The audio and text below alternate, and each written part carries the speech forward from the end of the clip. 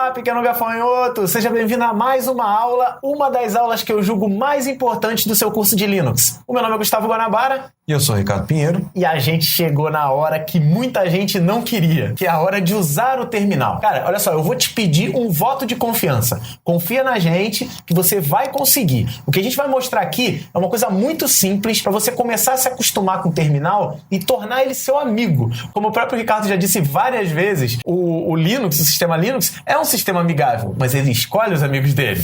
Então, para você ser amiguinho dele, você tem que aprender essa base, tá? Essa base, ela não é necessária, ela não é essencial para você utilizar. Você pode ficar anos e anos e anos usando o Mint só no modo gráfico, mas vai chegar algum ponto em que talvez você tenha que usar o terminal. E o que a gente vai mostrar aqui são os primeiros passos, primeiro para você navegar no sistema de arquivos que o Linux tem, né, as pastas, os discos, como é que você muda de um lado para o outro, como é que a gente cria diretórios, né, vai criar uma pasta, vamos chamar de... O Linux continua chamando de diretório? Quando eu dou aula, por exemplo, tanto faz, eu falo para os alunos. Quando eu falar pasta, eu falar diretório, dá no mesmo, tá? Isso aí, a gente vai criar o nosso próprio diretório, criar um arquivo, colocar coisa dentro desse arquivo e ver que está funcionando no modo gráfico também. Então essa é a missão que eu coloquei aqui na mão do Ricardo. O Ricardo vai explicar aqui da melhor maneira possível. Então, abrir o terminal a gente já fez na aula passada, né? Vamos para a tela do Linux. Então, assim, nós temos aqui que nós temos de cara o que nós chamamos o prompt, né? O prompt de comando. Aqui no prompt é o local onde você pode inserir comandos. O que está rodando aqui, você tem o terminal, essa aplicação que, na verdade, tecnicamente é um emulador de terminal. Estamos usando um pseudo-terminal, mas eu não vou ficar explicando isso. Se você quiser saber disso melhor, dá um pulinho lá no Estudonauta para saber. Nesse ponto aqui, você tem um interpretador de comandos rodando por baixo. No caso, o interpretador que a gente está usando é esse cara aqui. O Bash. Por acaso, a versão que estamos usando é a versão 4.4.12. Vale lembrar que é software livre também. Ele não é o único interpretador de comandos que o Linux tem. Você tem, sei lá, a última contagem que eu fiz, eu contei mais de 10 interpretadores diferentes. Mas o Bash é o mais famoso de todos, né? O que vem instalado em todas as distribuições. Sim. Mas tem vários outros. Eu quero usar esse por causa de uma característica. Tem um, por exemplo, o Z-Shell, que você roda, você digita o comando errado, ele te dá sugestão para corrigir o comando. Ele vira para você assim, você quis dizer isso aqui? Sim. Tá. Aí ele corrige o comando para você. Entendi. Tem vários detalhezinhos, né? Vários assim. Mas a gente trabalha com o Bash, que ele acaba sendo o mais comum mesmo. Aqui no prompt você vai poder inserir comandos. E vale lembrar que uma frase que meu pai usa muito, meu pai é analista de sistemas aposentado, sempre me disse desde criança, filho, o computador é um burro muito rápido. Se você ensinar ele direitinho o que ele tem que fazer, ele vai fazer e não vai te questionar, não vai te perturbar. Mas você tem que saber o que você vai passar para ele. Exatamente. Você tem que saber mandar para ele te obedecer. Exatamente, você tem que saber mandar. Nós vamos começar vendo alguns comandos bem básicos, tá? Por exemplo, o comando para a gente listar o conteúdo de uma pasta ou diretório, como queiram, é o comando ls. Então, ls vai mostrar quais são as pastas ou arquivos que estão no diretório atual, no momento atual. No diretório corrente. Então, a gente colocou ls. No caso, ele só apresenta o nome, o ls. O que aparece em azul são as pastas. No caso, ele está colocando como pastas ou diretórios. Aí você botou assim, eu só vi o nome, eu quero saber o tamanho, quero saber mais informações sobre eles. Para isso, você vai usar um parâmetro. Então, todo comando, ele tem a possibilidade de usar parâmetros. Sim. No Linux, é importante lembrar algumas coisas sobre os comandos. Primeiro, tudo em minúscula.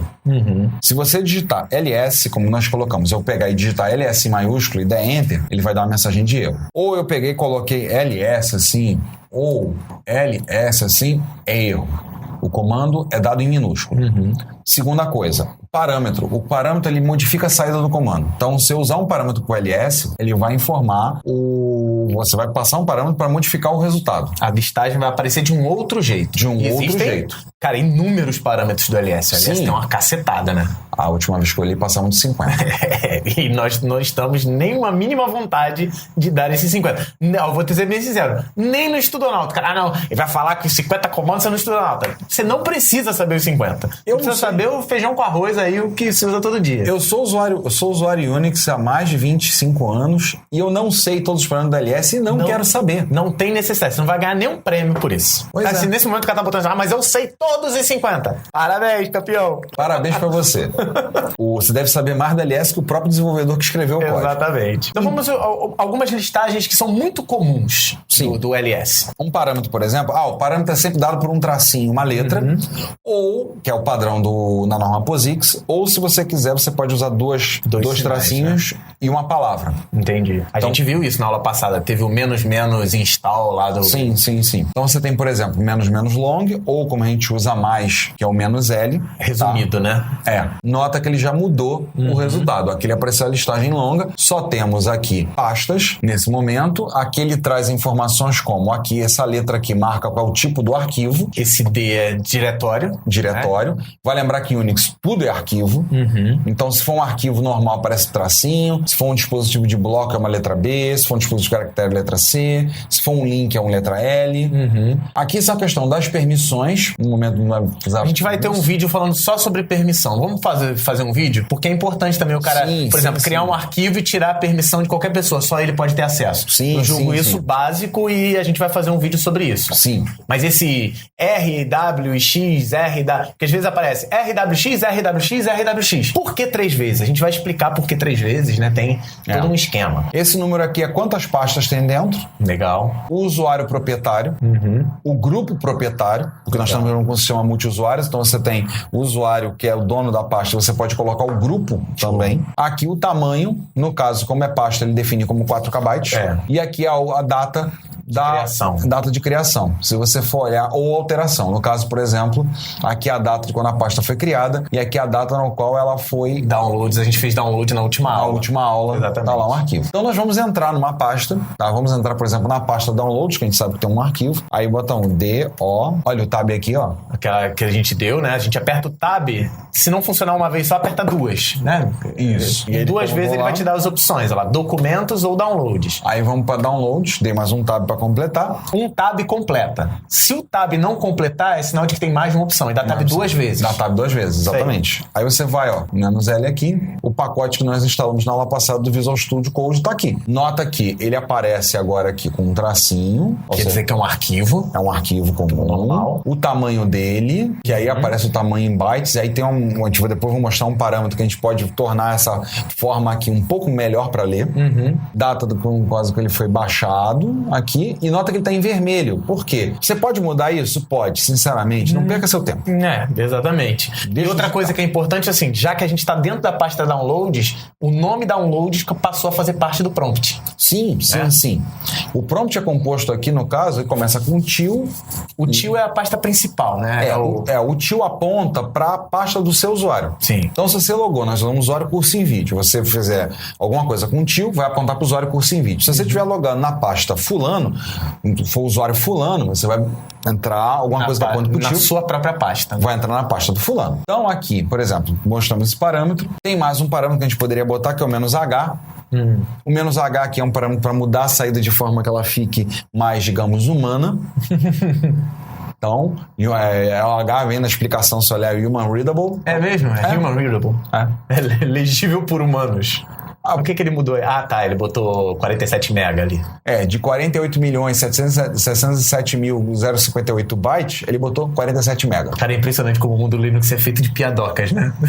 É impressionante. Eu me divirto com essas coisas. Não sei se você ainda se diverte com isso, mas eu gosto bastante. Então esse -H, ele mostra as medidas dos arquivos em mega, giga. De uma forma que fica mais fácil pra gente entender. Show. Então a gente falou do til, que é um atalho. Ele aponta para a própria pasta do usuário. Sim. Né? Existem outros atalhos que funcionam como ponto. Eu chamo de ponto, que toda vez que eu falo 2 pontos, o cara bota um em cima e outro embaixo. Aí eu falo, gente, é ponto. E tem, por exemplo, o traço, alguns que vão apontar. O comando para você entrar em pastas e sair de pastas é o comando CD. CD que é mude o diretório, né? Change Directory. Vale lembrar que no Windows, se você for abrir um prompt de comando, CD é a mesma coisa. Exatamente. Só que o Windows ele usa com barras invertidas e o Windows usa barras normais, né? Sim. O Linux trabalha com a barra, o Windows trabalha com a barra invertida. Ou como os antigos falavam, a contrabarra. Outra coisa importante é que o Windows, você até tinha me mostrado antes, o Windows trabalha com as unidades nomeadas com letras. A2 pontos, B2 pontos, os antigos disquetes, C2 pontos, o HD principal, D2 pontos, um HD secundário, botou um pendrive, E2 pontos, F2 pontos. O Linux não tem nada disso. O Linux não tem letra de drive. Isso. O que para muitos é um choque. É só diferente. Só é diferente. Como ele trabalha com o princípio, ele tá a partir do diretório raiz, do diretório barra, tá tudo lá embaixo. Isso aí. Do barra. Tudo está submetido debaixo do bar. Eu botei um pendrive, vai estar associado a uma pasta debaixo do bar. Eu vou estar acessando um compartilhamento na rede, vai estar também lá. Tudo está debaixo do bar. Entendi. É assim, quando a gente bota CD til, a gente não vai para o diretório raiz, né? A gente vai para o diretório do nosso usuário, que tem lá os nossos documentos, os nossos downloads, as nossas imagens, as nossas músicas, os nossos vídeos. Sim. Então, vai lá, bota lá o CD til. Nota que o prompt saiu a palavra download do prompt. Isso aí. Estamos lá de novo. Um outro que é interessante mostrar, um outro parâmetro, é o "-a", ou, versão comprida, "-all". Aqui ele mostra até os arquivos ocultos, né? Sim. No nome de arquivo no Linux, você pode ter até 256 caracteres, pode ter espaço em branco, maiúsculo e minúsculo faz diferença, pode botar acento. Se o arquivo começa com ponto, ele fica oculto. Entendi.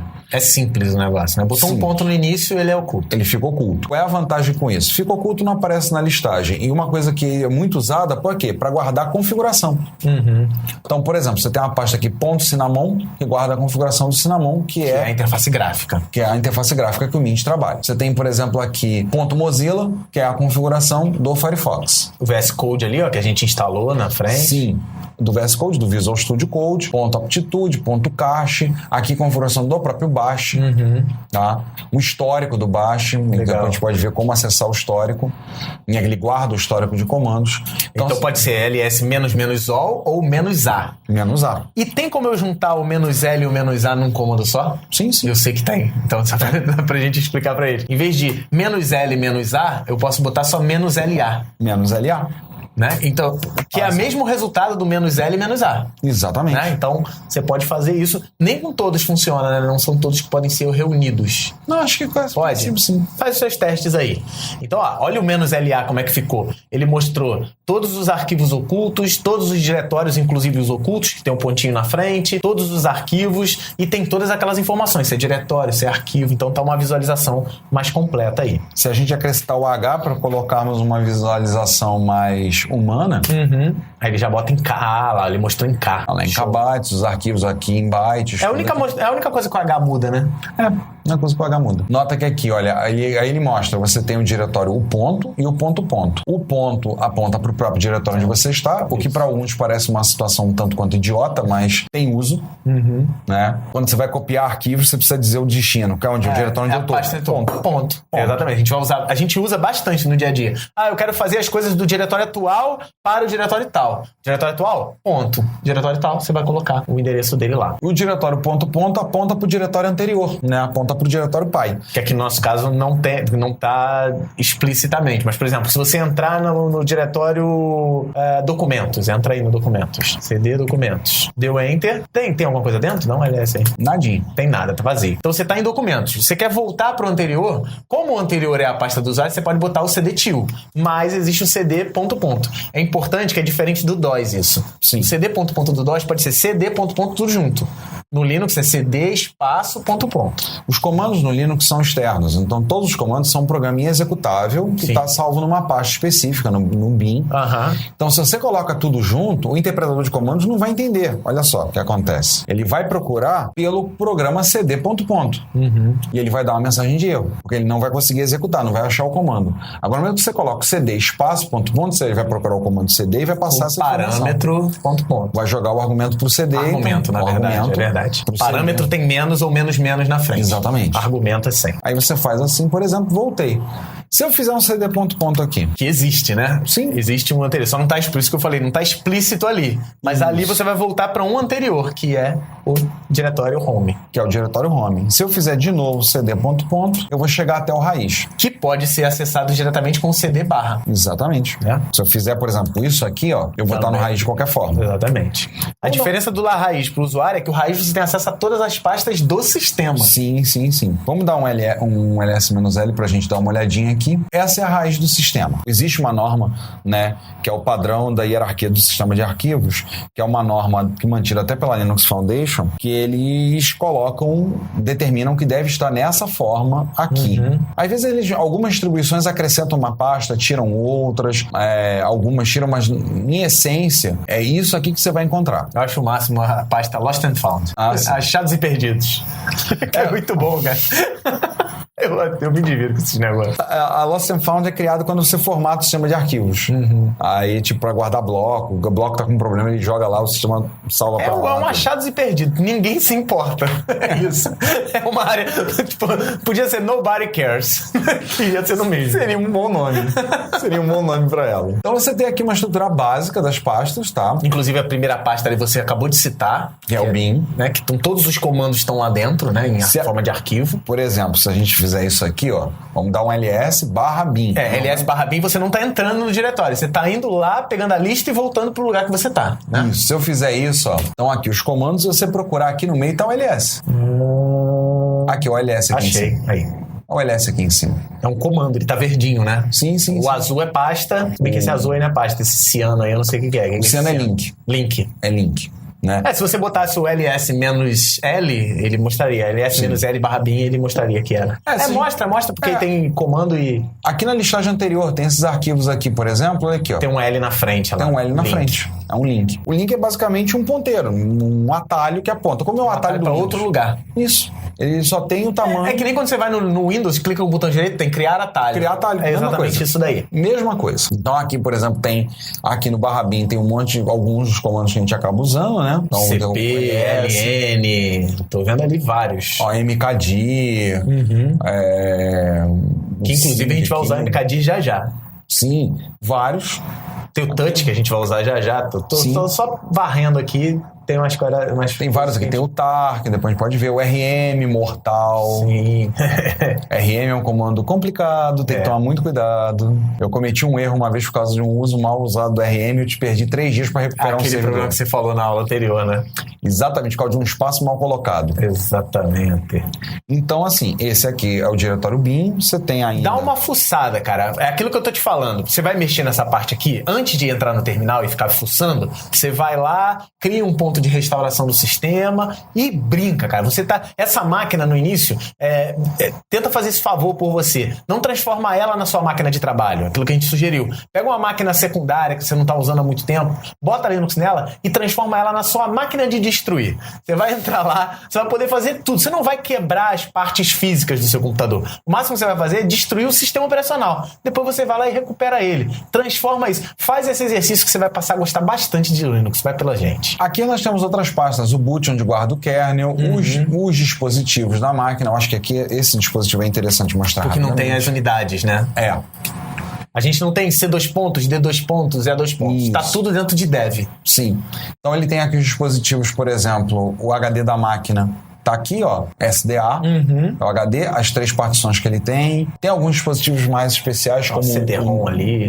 Tem o nulo aqui, cadê o nulo? Que é o limbo, o nada absoluto. É o achados e perdidos. É o melhor lugar do mundo para você fazer backup. 100% de compressão, mas não tente recuperar o backup. Um backup que você não vai precisar. Não vai precisar dele, tá? Então aqui são os dispositivos, eles aparecem em amarelo. Sem dispositivos. Entendi. Tem um azulzinho ali, USB. É uma pasta. Lá na direita. sim. E aí ele coloca todo o dispositivo que você colocar na USB na máquina, ele relaciona... Colocou no pendrive, tá dentro de /dev/USB. Ele faz o dispositivo lá dentro. Ele cria o dispositivo lá dentro. E depois, quando você vai... Tudo isso é transparente. Quando você bota o pendrive na máquina Linux, o sistema cria o dispositivo lá dentro do /dev/USB e associa ele a uma pasta.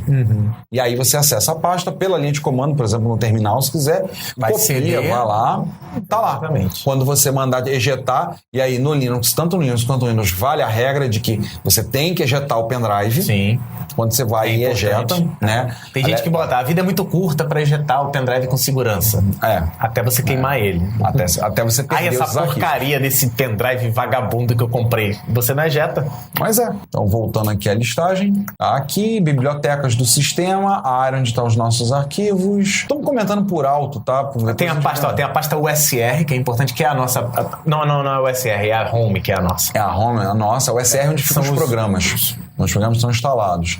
Temporário, né, para guardar arquivos. A pasta do usuário root, onde ficam os arquivos do root. SBIN, que são programas executáveis de uso exclusivo do root. Tá? Arquivos de tamanho variável, aí logs do sistema. Onde fica o cache, quando você faz a instalação, tem uma pasta lá dentro que guarda os pacotes. Show. O proc é legal de mostrar. O proc, ele mostra que você vai dizer assim, poxa, eu não tô entendendo nada. Assim. O PROC é um sistema de arquivos, porque ele tem vários arquivos que trazem informações sobre o sistema. Então, por exemplo, vou usar um comando que a gente não viu ainda, que é o cat. O cat pega o conteúdo de um arquivo e joga na tela. Então, por exemplo, vou pegar esse arquivo, /proc/cpu-info. E aí ele me lista informações sobre o processador. O que é o processador dessa máquina?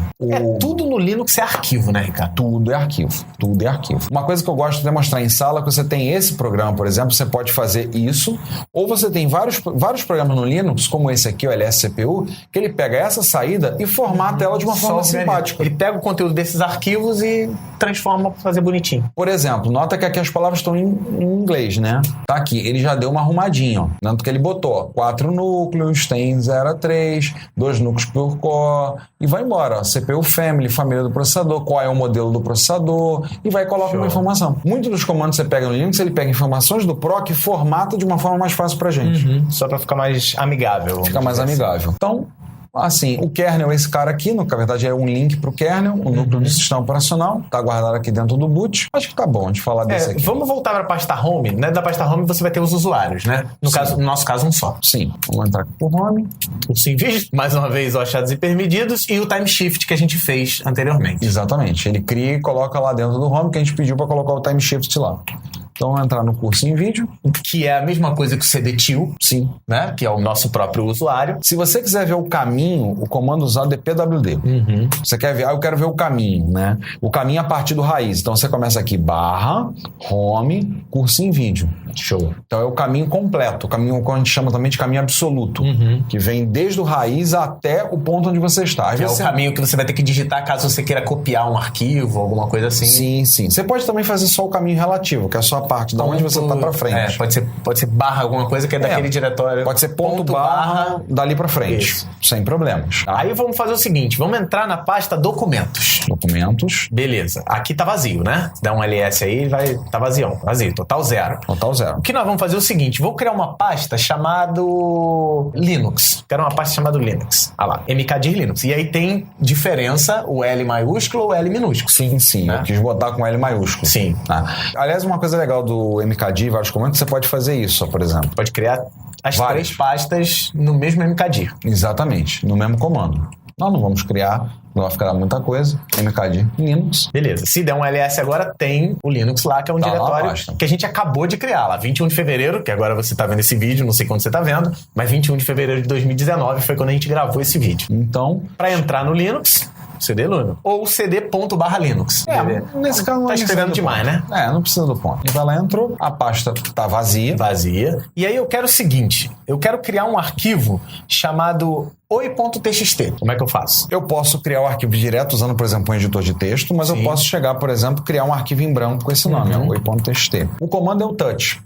O touch cria arquivos de tamanho zerado, você dá o nome, ele já cria o arquivo. Sem formato específico, né? Sem formato específico. Criou um arquivo e você vai fazer o que quiser com ele.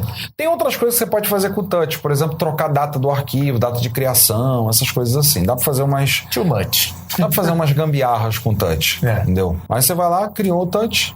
Ele nem... É importante você dizer isso. Porque eu digitei o comando e ele não me disse nada. Então deu erro. Não, você fez certo.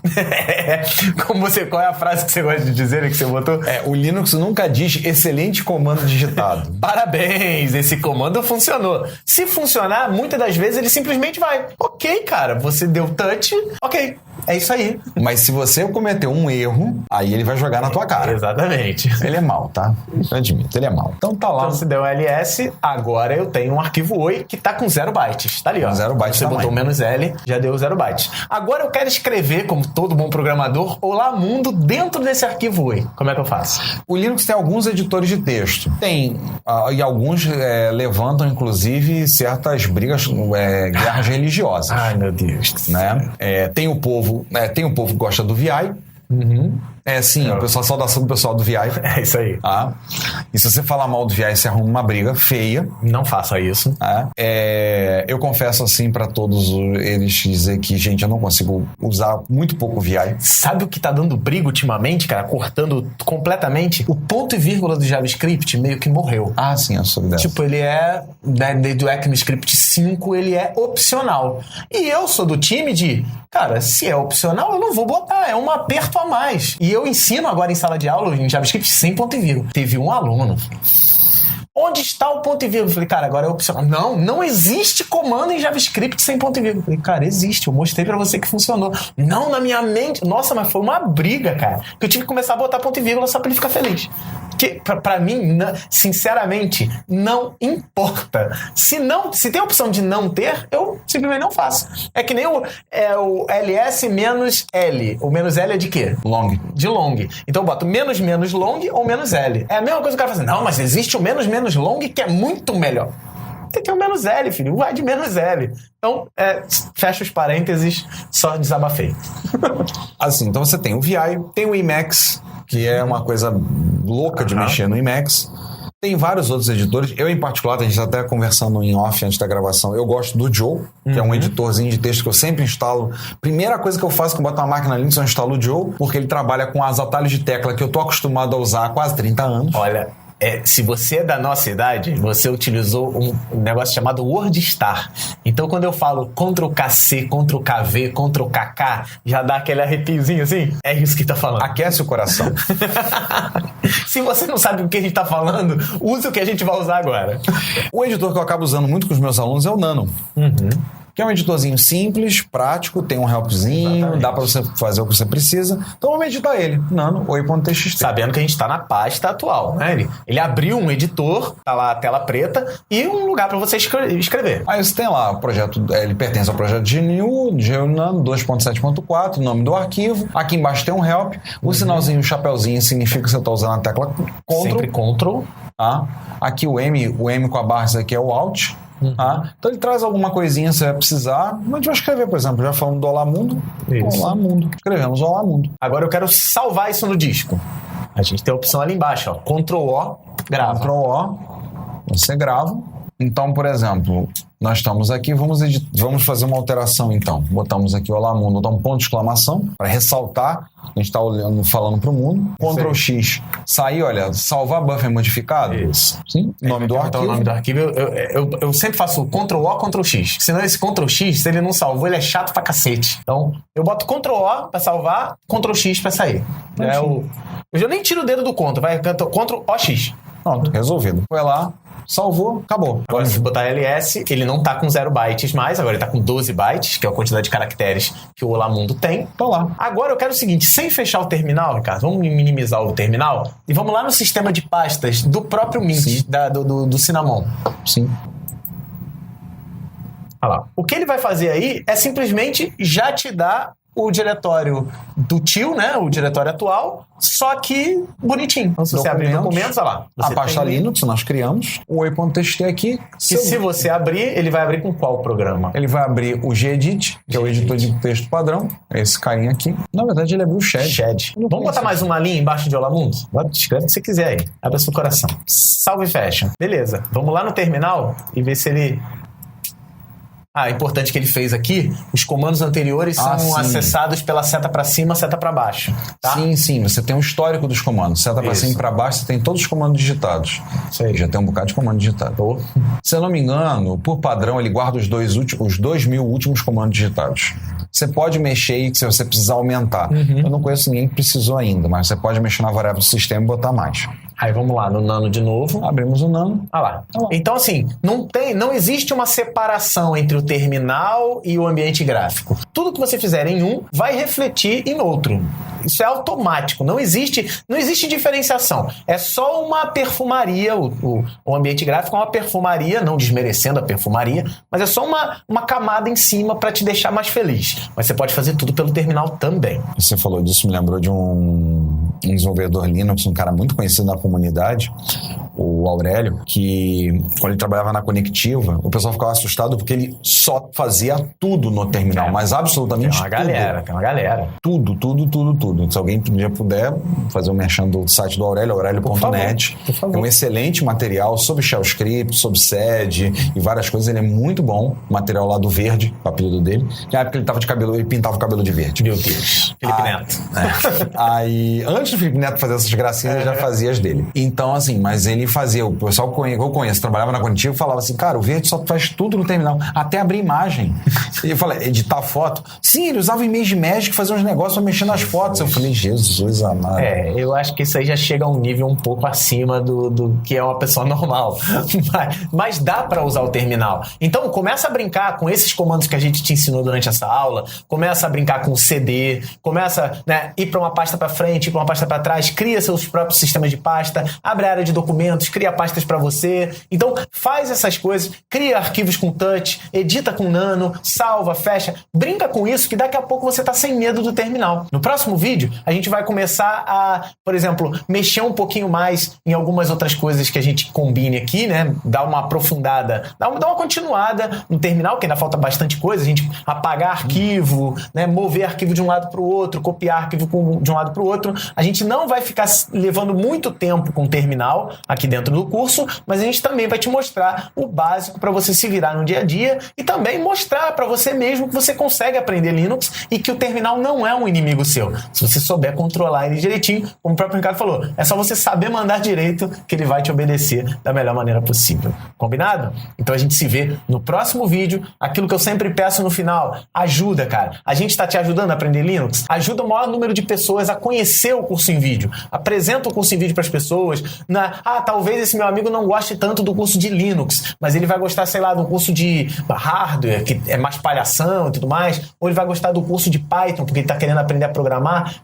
Compartilha para as pessoas e, como eu sempre peço, compartilhe sempre a playlist, porque a playlist é a melhor maneira para o cara dar continuidade aos estudos dele. Então, se você quiser compartilhar uma playlist e quer que o cara veja o 10º vídeo, não manda o link do 10º vídeo, manda a playlist e fala assim, vai nessa playlist e vê o vídeo 10, que aí com certeza você vai ajudar pra caramba a gente. E se você quiser se aprofundar mais no estudo do Linux, ver mais comandos de terminal, estudoanauta.com, seja um assinante, não sei o momento que você está assistindo, se já está aberto para matrícula para todo mundo, mas o Estudonauta sempre tem abertura de vagas e tudo mais, seja um estudante, não são esses cursos que estão aqui, mas são com a mesma qualidade que a gente tem, só que bem mais aprofundados do que a gente está vendo aqui. Beleza? Mais uma vez, obrigado. E não se esqueçam, acessem lá o podcast do Ricardo, que é o Retrocomputaria, é só procurar em qualquer agregador aí de podcast, ou até mesmo no Spotify, a partir de agora, Retrocomputaria, e você vai ver esses papos que ele traz aí de vez em quando, coisa antiga e tudo mais. Eu gosto bastante também. Beleza? Um grande abraço e a gente se vê na próxima.